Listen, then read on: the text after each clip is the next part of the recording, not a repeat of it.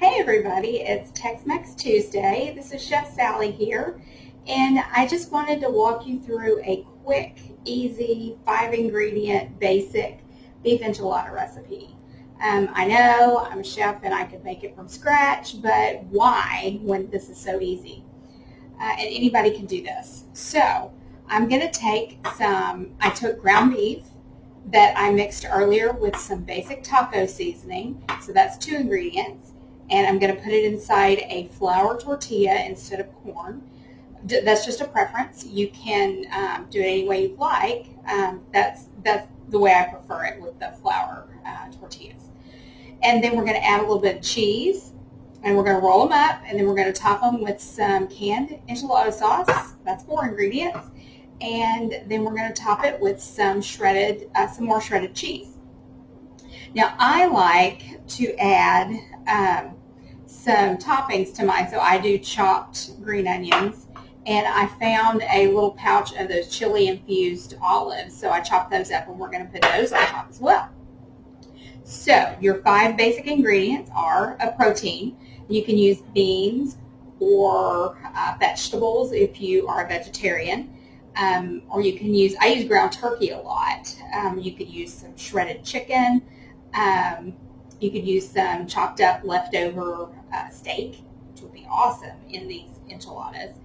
And then you mix it on the stove top with some just your favorite taco seasoning.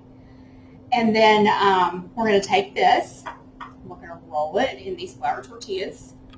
Just put a good amount. I use a really big spoon, and I just put a spoonful. And then I'm going to take some cheese with my clean hands, and I'm going to sprinkle it on the top. And then what I like to do is first I spray the inside of my baking dish with some nonstick, some cooking spray. And then you're going to take and roll this up like so. And then I turn them over so they don't flip open. And then I just kind of shove it up against the side, and then I continue adding my filling. Like I said, this is a super versatile recipe. You can use your favorite protein, or you can just use cheese if you don't want meat in yours. I like to do a vegetarian version where I take some canned black beans and some frozen corn, and I mix that together with some baby spinach, and then put that together with some cheese in my tortillas. And then I have a nice vegetarian enchilada, which is absolutely delicious. And you could also use some cooked shrimp if you'd like. The idea behind my recipes is to give you the basics and the basic techniques, and then you can decide how you want to make it your own. So I encourage creativity, I encourage suggestions. Just have fun with it. Let your kids come up with an idea one night for the kind of enchiladas they'd like to have. You know, maybe you've got some leftover rotisserie chicken, and you can put that in here with some vegetables and cheese. And then I think I've got room for a couple more.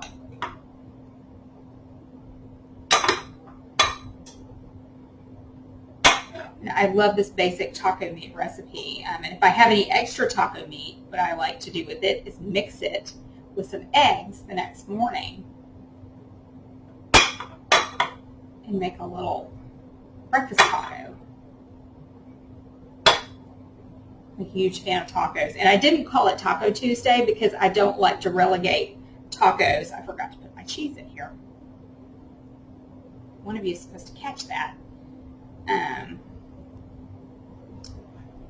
Did I forget this one too? No, got that one. Okay, and then I've got a little space down here at the bottom. I've got just enough space for 2 more. So what I like to do is just put them,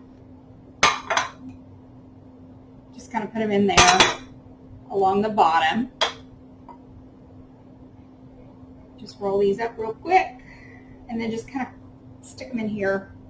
There's just enough space in there. And then if you wanted to, if you had a deep enough dish, you could actually stack some more. I've got some more meat, but I'm going to save it for breakfast tomorrow. I'm very excited because I have some cooked sweet potatoes left over from another recipe that I did last week in one of my cooking classes.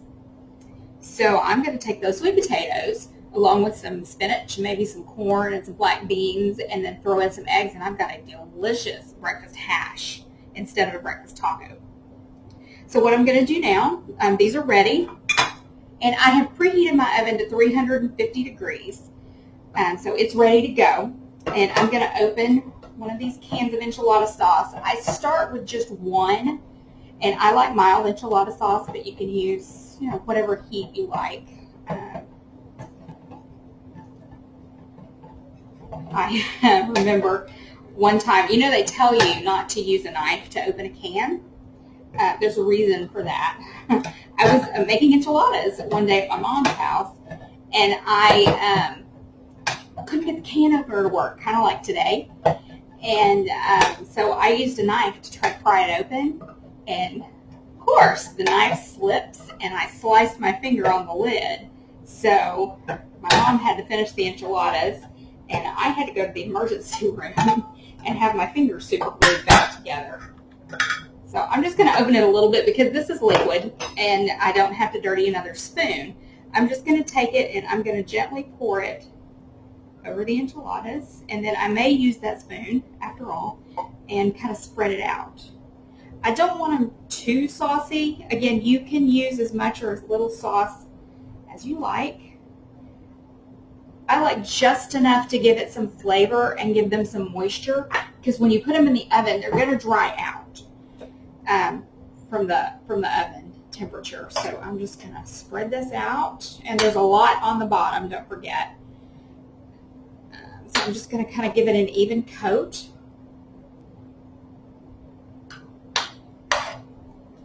And then what I'm going to do is take some more cheese, and I'm going to give it a very liberal sprinkle of cheese. I like lots of cheese on my enchiladas. I may need some more. I like to buy the big bags of cheese when they're on sale. And then, you can freeze it if you need to. I go through it so quickly, I never need to freeze my cheese. So I'm just going to sprinkle some more on the top to finish it off. Make sure it's got lots.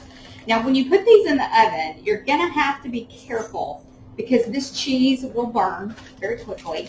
So let me put some more toppings on it real quick. I'm going to do some chopped green onions, which I adore. You could use chopped yellow onions, white onions, sweet onions, red onions, whatever you've got, or no onions. Again, you want to make this your own. And then I'm going to add some olives. I actually prefer black olives just to make the color on the top interesting, but I didn't have any, and I wanted to use what I had rather than making another trip to the store. So I'm just going to finish sprinkling these on top. And I'm going to put it in a 350 degree oven, and I'm going to check it in about 15 minutes. The meat's already cooked, so what you're trying to do is just heat it up, melt the cheese, and get the sauce hot. So I'm going to check it after 15 minutes, and then I will check it every 5 minutes after that. And it usually takes about 20-25 minutes, just depending on the temperature of the meat that's inside. If I take it right off the stove top and put them in the oven, it takes less time, obviously, because the meat's already hot. But I made this earlier today, so I'm going to have to bring it up to temperature, and it'll take a little bit longer. So I'm going to take this, and I'm going to actually put it on a sheet pan because I don't want the cheese and the sauce to bubble over and get my stove dirty so that I have to clean it. So I'd rather wash the pan than clean the oven. So I'm going to do that, and then I will post a picture of the finished product. And while those are cooking, I'm going to mix up some margaritas and have a little happy hour while I'm waiting for dinner. You guys have a great evening, and God bless you.